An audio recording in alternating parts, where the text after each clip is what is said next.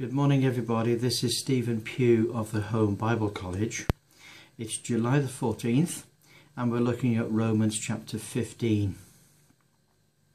There are two verses that I want to bring before you, but the first one will be my password.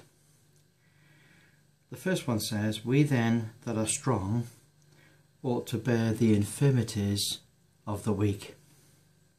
Paul is summarising the teaching of the previous passage, and he says, we should not ride roughshod over other believers, particularly those that have a weak conscience. In other words, those who have a sensitivity about what things they do, which if they did those things, they would lose a clear conscience before the Lord.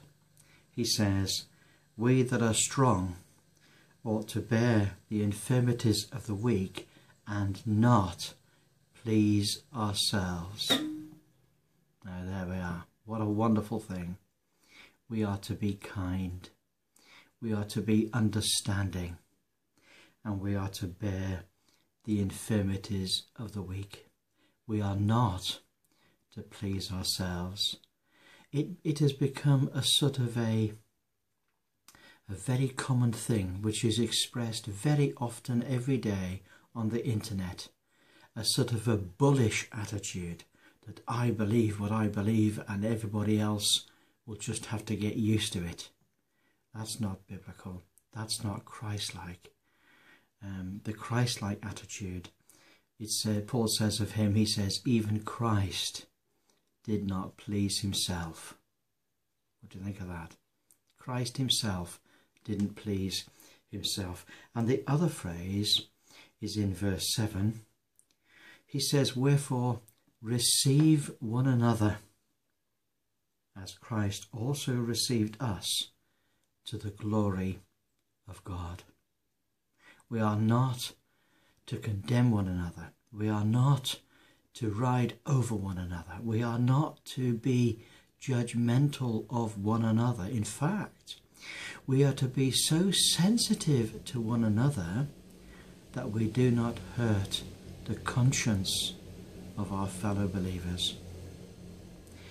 And not only that, there was a tendency in those days to excommunicate one another and to live in such a way that the glory of God was not seen in the way in which we lived. And Paul says we are to receive one another. And we're to do it because Christ has received us. What is the basis of Christian unity? What is the basis of reception into church fellowship? Well, the basis of reception is that Christ himself has received us. Therefore, we are to receive one another.